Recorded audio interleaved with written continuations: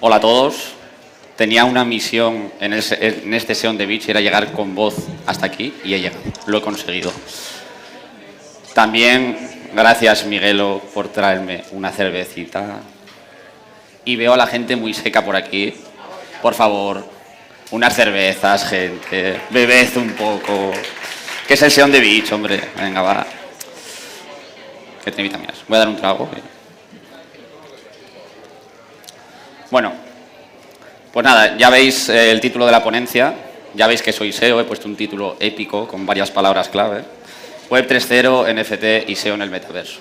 Todo esto es mentira, es un invento, ¿vale? Todavía no existe, es una charla conceptual, no esperéis nada técnico, simplemente quiero daros mi punto de vista, mi visión sobre lo que puede llegar a ser la Web 3.0, lo que puede llegar a ser el metaverso y cómo puede influenciar el SEO en todo esto. Cómo podemos nosotros, como SEOs, sacar pasta de todo esto. Un poquito. Voy a coger esto, importante. Un poquito de spam. Esto, mi nombre es Iván García, en Twitter Iván García. Estoy en Twitch, que se llama twitch.tv/crawlcrew, donde hago directos de cripto sobre todo. Y tengo un Patreon que también hablo de criptos, que es Patreon Crawl Crew. Desde aquí un saludo a toda la comunidad de Crawl Crew que me estarán viendo por ahí. Cuando hablo de cripto en sectores que no son tecnológicos, me siento un poco así, ¿no? Como C3PO cuando va a ver a los Ewoks. Una persona que lo ven como un ser de luz, mágico, como un semidios.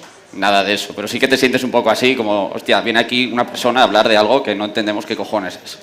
Así es como me siento en las cenas de mi familia. Todo esto con mogollón de críticas y mogollón de historias, ¿no? Doy gracias también que no he escuchado nada de los tulipanes aquí en el SEO on the Beach. Nadie me ha dicho nada de tulipanes ni nada parecido. Que sea algo.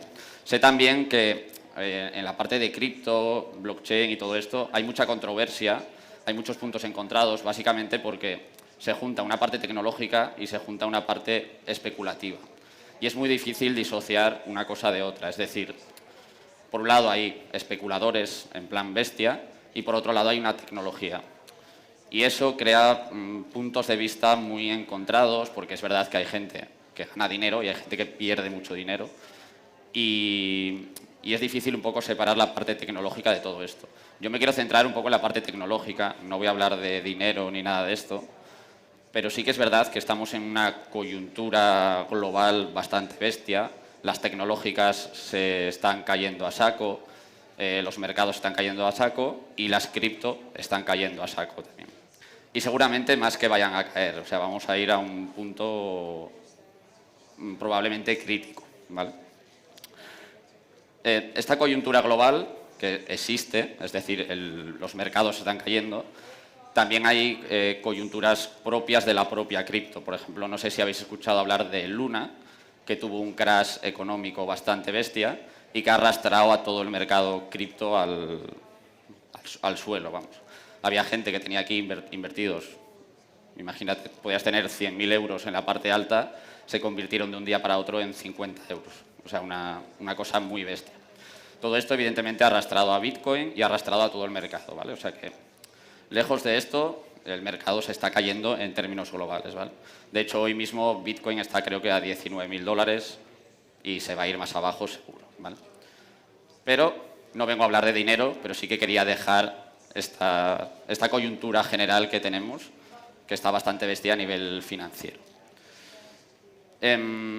Razones por las que yo estoy bastante bullish en cuanto a el blockchain en general, ¿vale? Sí que es verdad que si vemos un poco la adopción y vemos un poco las empresas, por ejemplo, en este caso tecnológicas, sí que es verdad que a nivel de blockchain se están metiendo bastante, por lo menos en un punto de investigación y ver qué pueden hacer con ello. Luego, es verdad que en el día a día puede ser que no la estén utilizando, pero sí que hay una adopción o un push por parte de estas empresas para trabajar esta tecnología, ¿no? Por ejemplo, Google ya tiene su propio equipo dedicado al blockchain para investigar qué puede hacer con ello. Twitter, ya sabéis que Jack es un tío que es súper Bitcoin, también tiene un equipo muy dedicado a las criptomonedas y seguramente Twitter sea una de las más disruptivas entre las grandes en cuanto a este tipo de tecnología. Facebook, que es un poco la noticia de este último año, se cambió el nombre a Meta por el tema de metaverso y por enfocarse en todo el tema de metaverso, inteligencia artificial y todo esto, por lo que es un paso muy grande por parte de una empresa como Facebook. Me imagino que también lo haría para que sus acciones pues, se hinchasen un poco, pero bueno. Baidu también ha comprado empresas relacionadas con el metaverso y si vemos un poco de grandes empresas o grupos empresariales, pues sí que tienen ciertas tasas de adopción bastante grandes en diferentes puntos. Hay gente que está en parte de investigación, que están haciendo programas pilotos o incluso que ya están en desarrollo o en producción. O sea que, al final, cuando vemos este tipo de adopción por parte de grandes empresas, ya hay un punto ahí de que cada vez va un poquito a más y que seguramente podamos ver en un futuro muchas más cosas de las que estamos viendo ahora, ¿vale? Si comparamos también la tasa de adopción del blockchain o las criptomonedas en general, comparada con Internet, vemos que sigue más o menos la misma curva. Es decir, estamos en un crecimiento bastante sostenido y que podríamos ver en unos años un crecimiento mucho mayor del que tenemos ahora mismo, ¿vale? De hecho, si comparamos un poco la curva con la de propio Internet, podemos decir que es como meterse en el protocolo de Internet en 1998, en los 2000. Es decir, ahora si nos ponemos a pensar en invertir en dinero en Internet en los 2000, seguramente podíamos sacar mucha pasta de todo esto si volviésemos al pasado, ¿no? En plan, oye, meto aquí unos euros a Amazon y ahora me sería multimillonario, ¿no? Es muy fácil decirlo adelante, pero en el momento pues es muy complicado de ver hacia el futuro, por decir así. Pero bueno, lo cierto es que la adopción cada vez va más. Y otra cosa por la que estoy también bastante bullish es que Romuald Font está hasta la polla de los NFTs. Entonces, un sector en el que no esté Romuald Font es un sector que... Bien. Entonces, estas son algunas de ellas, ¿vale? Hay muchas cosas, pero bueno, algunas sobre todo a nivel de tasas de adopción. Dicho esto, voy a explicar un poquito lo que es la Web 3.0. Al final son definiciones, ¿vale? El tema de Web 3.0 no hay una verdad absoluta, igual que el cambio de la Web 1.0 a la Web 2.0 no se vio como, hostia, damos un paso y estamos de repente en la Web 2.0. No, es un cambio progresivo. En este caso yo entiendo que es un poco lo mismo, ¿vale? Son definiciones. De hecho, hay una definición que también es de Tim Berners-Lee que va un poco más hacia la web semántica y demás. En este caso, esta definición de Web 3.0 va más relacionada con el mundo del blockchain y la descentralización. Por definición, por decir así, la Web 1.0, que era la época esta 1991-2004, o sea, la primera parte de Internet, era una web estática, donde al final la información lo controlaban unos pocos, es decir, los que creaban los contenidos eran 4 gatos, y era muy unidireccional, es decir, tú no podías... o sea, tú la información la recibías y ya está, había un emisor y un receptor, no podías comunicarte con esa información. En la Web 2.0, que es a partir un poco del 2004, hasta lo que estamos ahora, es un poco la web en donde ya vivimos la parte de las redes sociales. Es una web muy participativa, en donde cualquiera podía ser emisor y receptor, donde los propios usuarios generan el propio contenido y, pues bueno, las redes sociales, blogs y demás lo convierten en multidireccional y donde cualquiera podía ponerse cara a cara con cualquier otro dentro de Internet. En la Web 3.0 podríamos decir que los puntos que tiene un poco la Web 3.0, así en términos generales, también algunos cogidos con pinzas, pero bueno, por definición podríamos decir que es esto, van un poco sobre una parte semántica, una web que tiene muy asociado a la inteligencia artificial, el machine learning, es ubicua, es decir, no está solo asociado a un sitio, 3D y sobre todo la parte descentralizada. En cuanto a 3D me refiero, va un poco en la parte de metaverso, ¿vale? No esto. Pero sobre todo, mi punto interesante es la parte un poco de descentralización, donde veo yo el peso importante, ¿vale?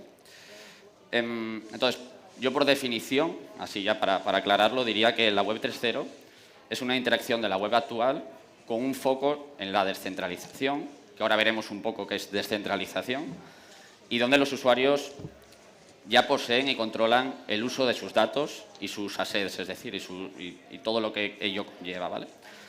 Ahora mismo nosotros estamos viviendo una época en la que estamos regalando datos, en las que las empresas hacen un negocio bestial con nuestros datos y en donde, bueno, simplemente somos como vacas lecheras que nos exprimen a base de publicidad, de información, para darnos publicidad relevante y donde simplemente somos números y datos, ¿no?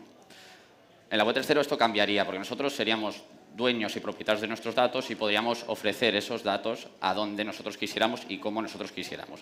Y podríamos llevarnos esos datos hacia donde queramos. En este caso, tú das los datos a Twitter y Twitter hace lo que quiere con tus datos una vez que los tiene, ¿vale? Y no tienes control sobre ellos. En cuanto a descentralización, es relativo, ¿vale? Porque siempre es verdad que existirán puntos de centralización, es decir, siempre habrá empresas que controlen ciertas partes de esa descentralización, por lo que siempre existirá una parte de centralización, pero yo creo que la pregunta correcta, entre comillas, es dónde se acumulan los efectos de la red en los protocolos, ¿no? Si lo comparamos un poco con la web 1.0, digamos que los protocolos, que en este caso eran el HTTP, el DNS, los SMTP, al final el efecto de red, es decir, el efecto de red es que un producto vale más cuanto más usuarios tenga, o sea, la propia red aumenta el valor de ese propio producto, como puede pasar en Twitter, Facebook, que cuanto más usuarios hay, más vale ese producto porque más valor tiene toda la propia red.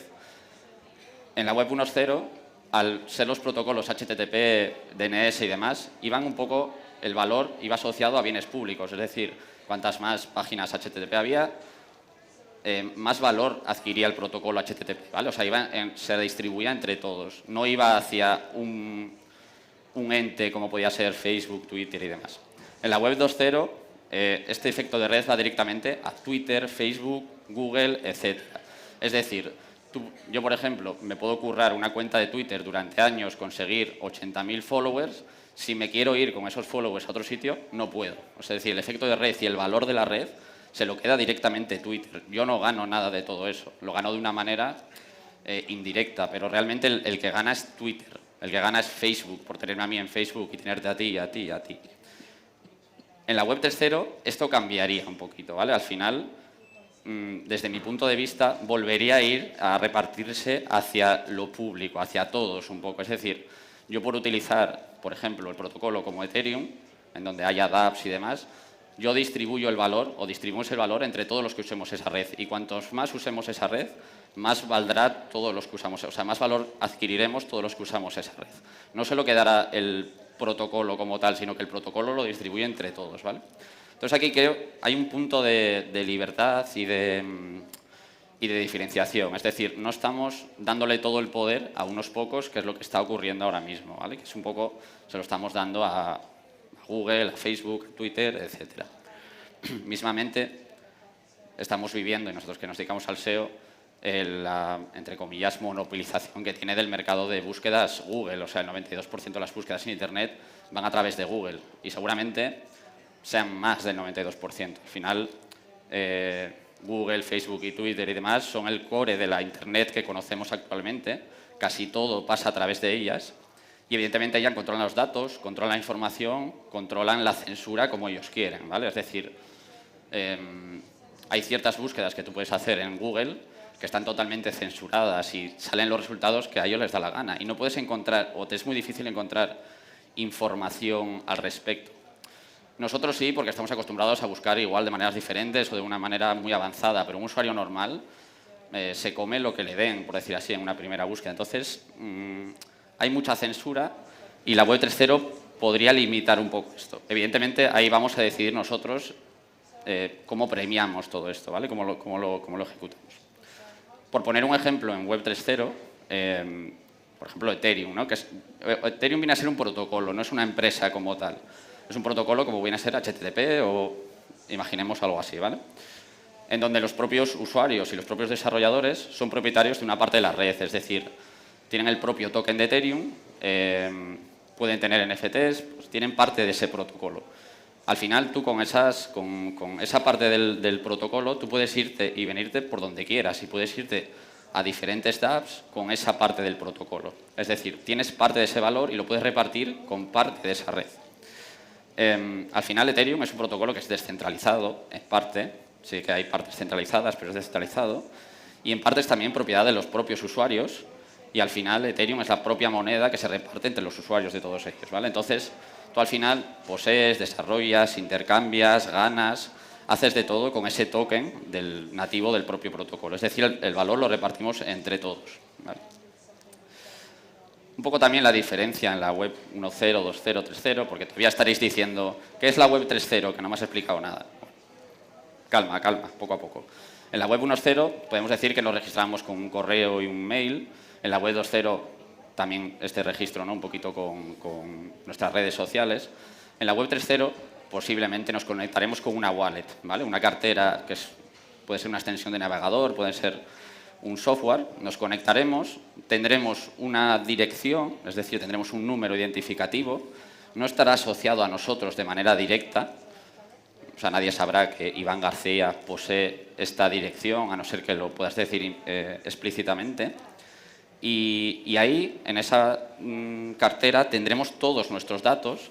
Imaginaros, en un futuro, que yo tengo ahí, pues esto, mis Ethereums, tengo mis datos, mi dirección postal, tengo mi nombre, y yo cuando entro en un protocolo de estos comparto los datos que quiero, pero yo poseo esos datos. Y con esos datos me puedo ir a otro protocolo y dejar que los visualice, dárselos y llevármelos y ir cogiéndolo y darlos por otros sitios como yo quiera.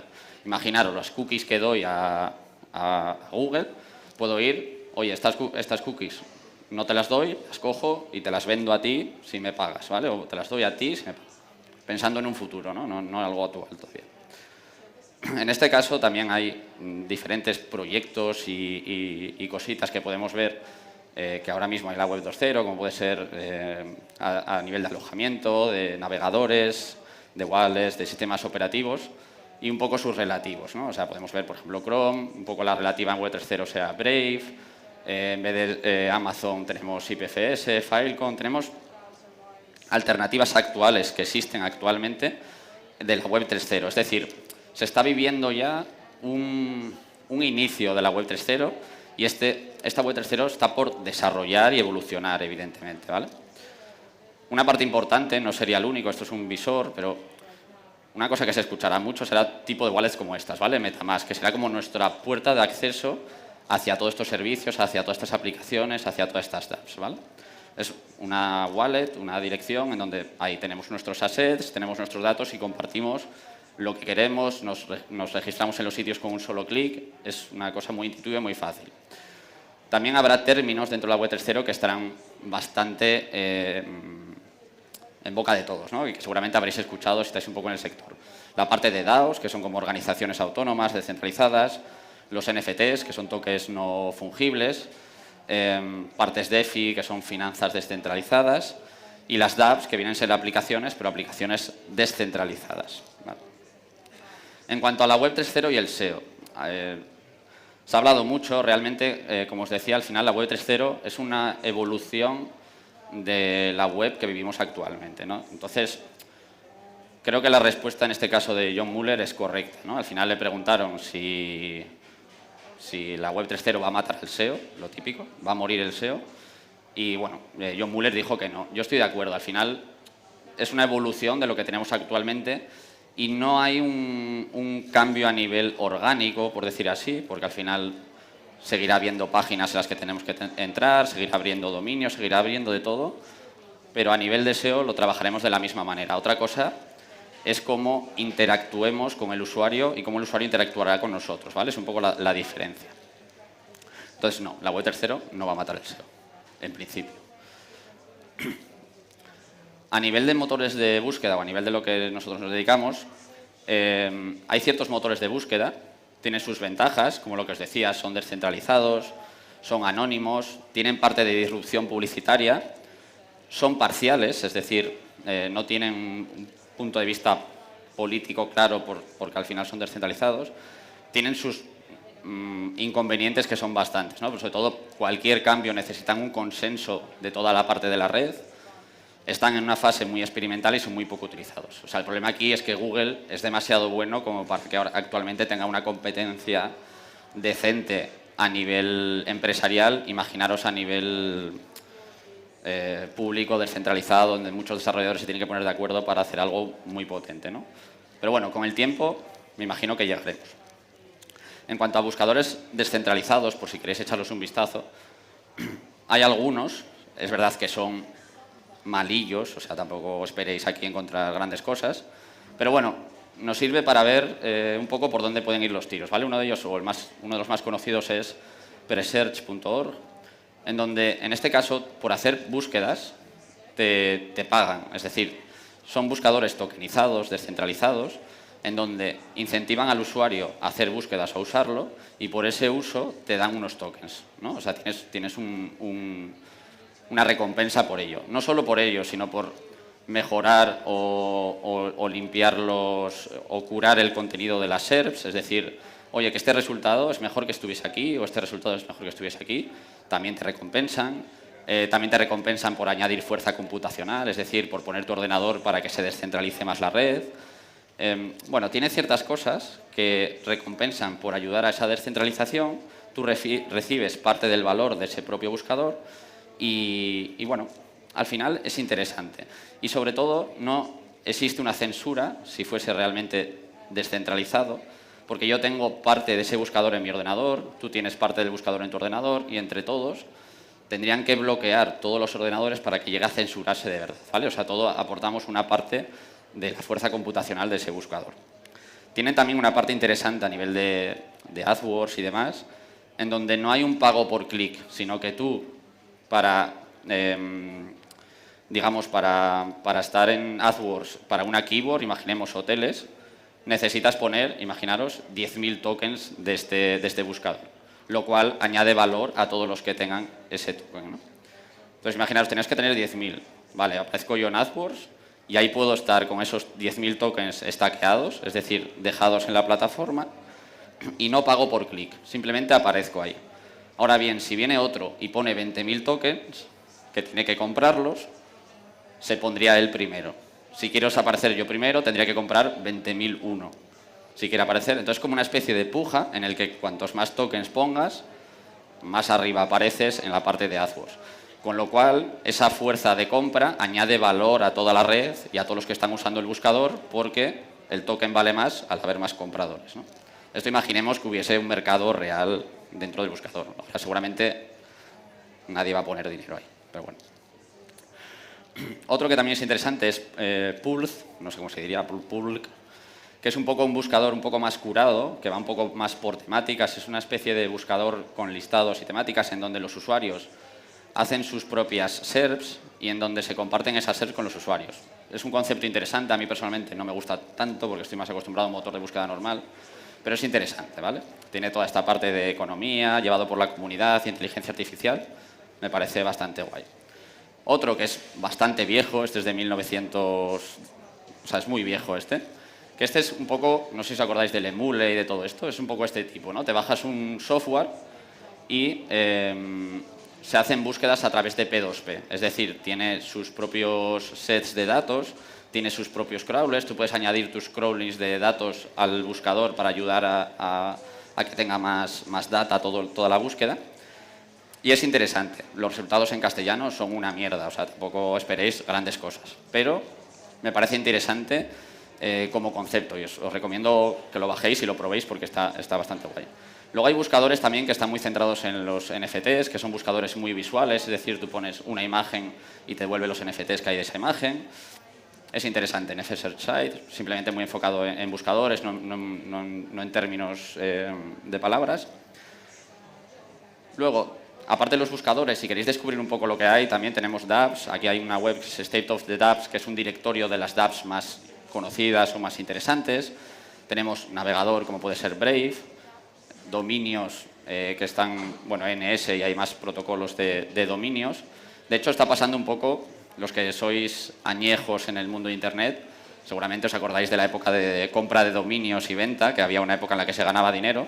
Se está viviendo esto mismo ahora en los dominios de Ethereum y de la Web3C, ¿no? Donde la gente está comprando dominios de 4 cifras y vendiéndolos, ahora es cuando valen dinero, luego pasarán a los de 5 cifras, luego los de 6, bueno, lo típico. Lo mismo que se vivió hace años, vamos. A nivel de hosting, también puedes tener hostings descentralizados y distribuidos, como puede ser IPFS. Lo mismo, Filecoin a nivel de almacenamiento. Se pueden comprar datasets con proyectos que están enfocados a este tipo de datasets. Es decir, oye, quiero todos los datos de no sé qué, no sé cuánto. Ahí, tú puedes subir tus propios datasets y puedes comprar datasets que suben los propios usuarios. También bastante interesante, ¿vale? A nivel de APIs hay también sitios como The Graph, en donde tienes mogollón de APIs, en donde las puedes compartir, donde las puedes comprar, puedes hacer muchas cosillas con ellas.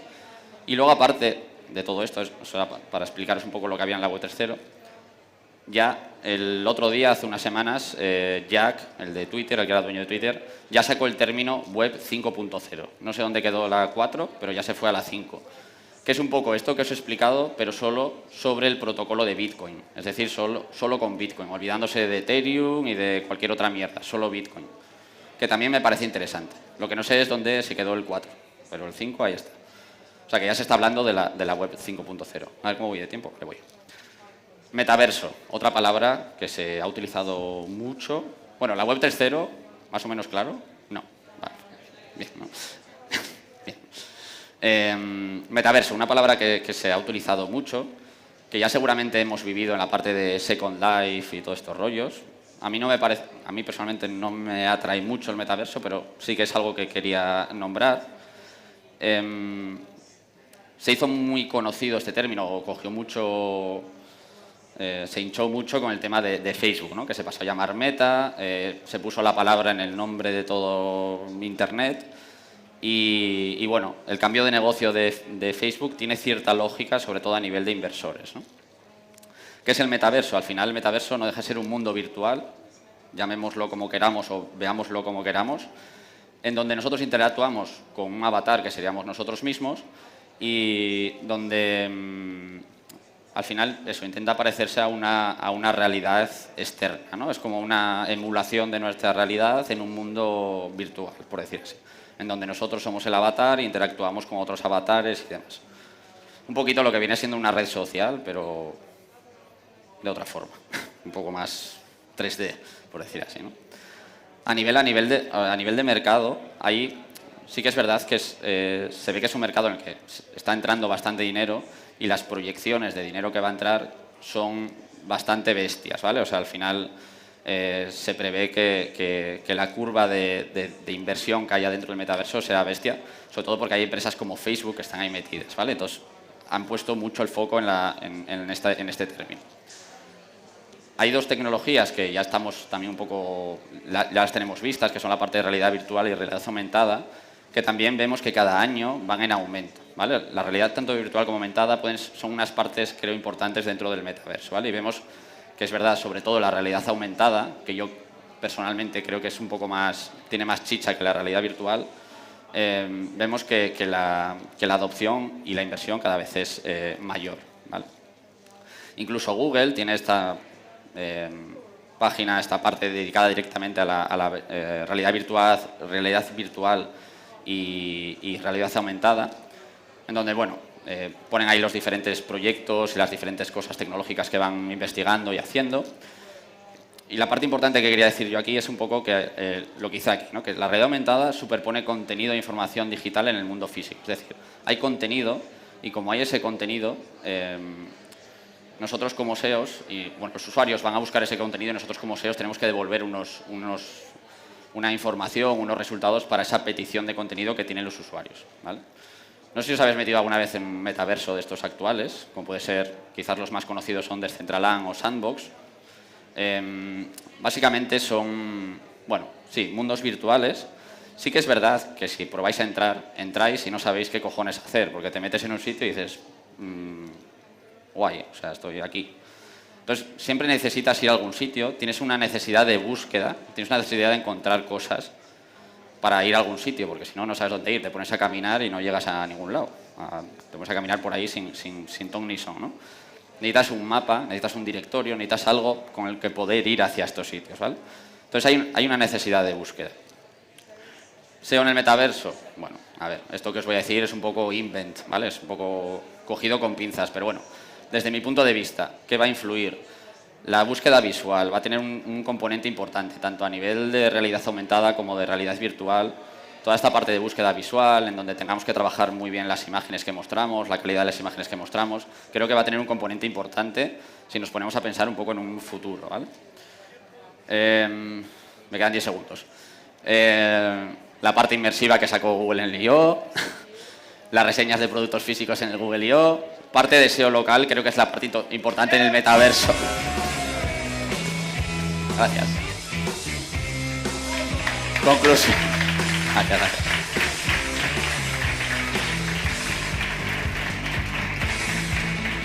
Conclusión, para acabar, que ya estaba acabado casi.